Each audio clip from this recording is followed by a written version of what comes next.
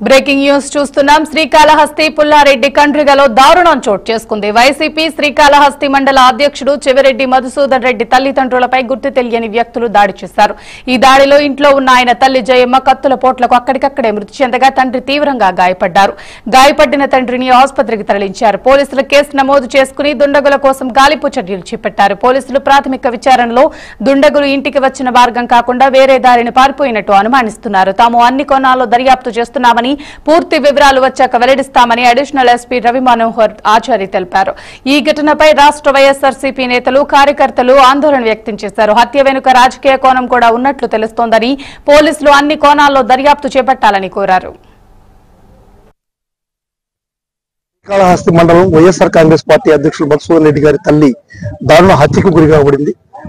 ఇది ఒక దారుణమైనటువంటి ప్రక్రియ.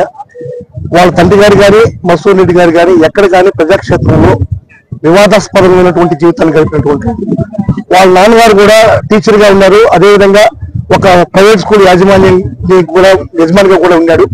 ఆ టైంలో ఆయన దగ్గర ఎంతో మంది కూడా చదువుకొని అభివృద్ధి చెందినటువంటి పరిస్థితి ఉందే కానీ ఎవరు కానీ ఎక్కడ కానీ వాళ్ళ కుటుంబానికి కానీ వివాదంతో సంబంధం లేకుండా ఉంది. కాబట్టి ఇటువంటి కుటుంబంలో ఇటువంటి దారుణం జరగడం అనేటువంటిది చాలా ఘోరమైనటువంటి విషయం. ఇటువంటి కుటుంబానికి ఈ జరిగినటువంటి కోణాన్ని పోలీసులందరూ కూడా క్షుణ్ణంగా విచారించి రాజకీయ కోణంలో కూడా విచారించాల్సిన అవసరం ఉందని చెప్పి వైఎస్ఆర్ కాంగ్రెస్ పార్టీ తరఫున నేను డిమాండ్ చేస్తున్నా.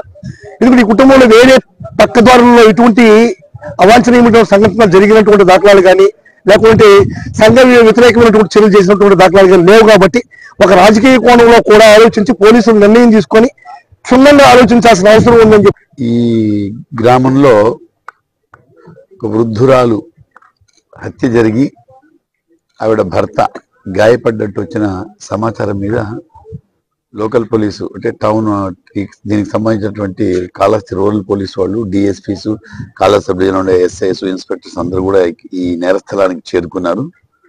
చేరుకున్న తర్వాత ఎవరైతే ముందు చూశారో ఆ అమ్మాయిని విచారించడం జరిగింది. తర్వాత సబ్సిక్వెంట్ గా ఎవరెవరిని ఇన్వాల్వ్ అయినా అందరినీ విచారించడం జరిగింది. దీని మీద డాగ్ స్క్వాడ్ కూడా వచ్చింది, క్లూస్ టీం వచ్చింది, క్లూస్ అని సేకరిస్తున్నాం. అదేవిధంగా డాగ్ స్క్వాడ్ కూడా ఈ గ్రామంలో కొంతవరకు తిరిగి వచ్చేసింది. అదేవిధంగా దర్యాప్తు అయితే జరుగుతూ ఉంది.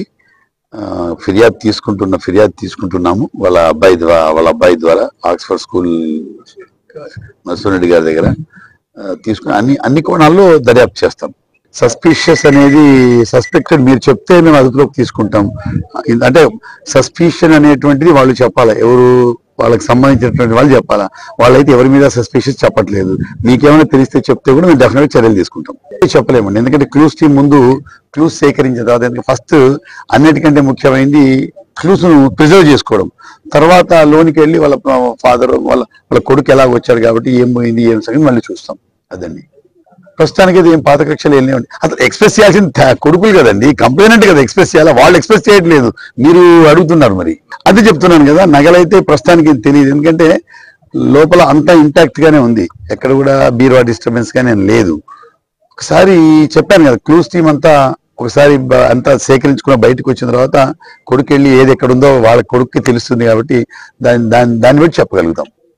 ఏ టైంకు అంటే మనం ఎలా చెప్తాం, ఎప్పుడు అప్రాక్సిమేట్లీ కూడా మన డాక్టర్ అయితే చెప్పగలడు. అప్రాక్సిమేట్ టైం డాక్టర్స్ ఇస్తారు సర్టిఫికెట్ లో, కాబట్టి డాక్టర్ అయితే చెప్పగలదాన్ని. మిడ్ నైట్ ఏదైనా రాత్రి జరిగిందే, రాత్రి తెల్లవారి చూసింది ఎవరైనా. ఈ గ్రామంలో